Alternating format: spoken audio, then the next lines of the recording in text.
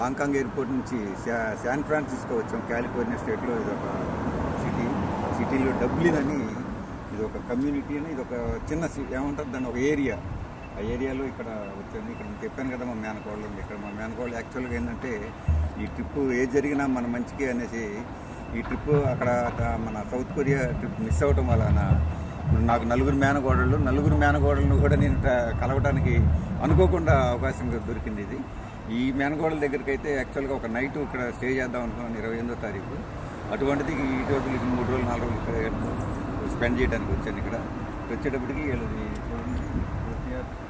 Dublin France village అంటే పెట్టారు. అది చూస్తే అక్కడ వచ్చేటప్పటికి మా మేనగోళ్ళ ఇల్లు ఆ బిల్డింగ్లో చివరి ఫ్లాట్ అది ఆల్మోస్ట్ ఆల్ ఇప్పుడు 10 ఏళ్ల క్రితమే దాదాపుగా 5 కోట్లు అయిందంటే అది చూడటానికి కూడా బాగుంది. అది మొత్తం ఒక విల్లా టైప్లో ఉంది. తర్వాత అది చూస్తే స్కూలు ఇక్కడ ఈ కమ్యూనిటీలో ఇక్కడ రూల్ ఉందంటే ఈ కమ్యూనిటీలో మొత్తం అంతా ఈ పిల్లలు మొత్తం ఈ కమ్యూనిటీకి ఉన్న స్కూల్లోనే చదవాలంట.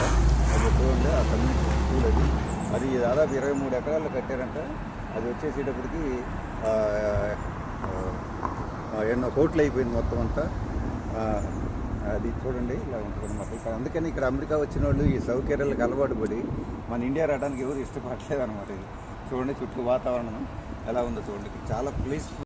ఫ్రెండ్స్ ఇందాక చెప్పే కదా ఈ కమ్యూనిటీలో స్కూల్ అని చెప్పాను కదా. ఈ కమ్యూనిటీలో దాని బ్యాక్ సైడ్ నుంచి ఇందాక సరిగ్గా చూడలేదు మనం. ఇది చూడండి ఇది స్కూల్ ఎంట్రన్స్. ఇది వచ్చేసి దాదాపుగా 23 ఎకరాల్లో కట్టారంట. ఇది 3,500 కోట్లు అయిందంట ఇది మొత్తం అంతా. దీంట్లో అన్ని యాక్టివిటీస్ ఆల్మోస్ట్ ఆల్ స్పోర్ట్స్కి సంబంధించినవి కానీ జిమ్నాజియం అక్కడ కనపడుతుంది మనకి. జిమ్నాజియం ఇది వచ్చేసి సోలారు అట్లా లోపల చాలా ఉంది. అయితే ఇప్పుడు టైం అయిపోయింది కాబట్టి క్లోజ్ అయింది. రేపు చూస్తాను నేను. ఇది ఇక్కడ 9th 10th 11th 12th వరకు ఉంటాయంట.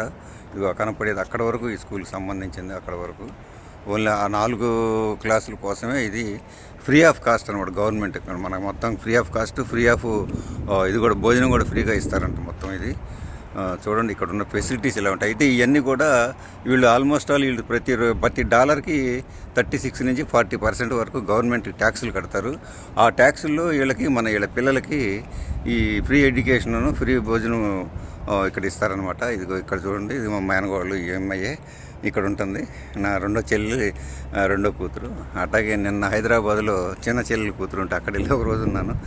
రేపు మళ్ళీ ఇంకా ఈ ట్రిప్ అయిపోయినాక 6వ తారీఖు వెళ్ళి అక్కడ మన నార్త్ కేరళలో మా పెద్ద చెల్లి రెండో కూతురు ఉంది. అక్కడ ఒక 2-3 రోజులు ఉంటాను. ఆడ నుంచి గమ్మత్తుగా ఏంటంటే మళ్ళీ రిటర్న్ టికెట్ బెంగళూరు చేశారు. బెంగళూరులో మా పెద్ద చెల్లి పెద్ద కూతురు ఉంది. అక్కడ కూడా ఆమెను కూడా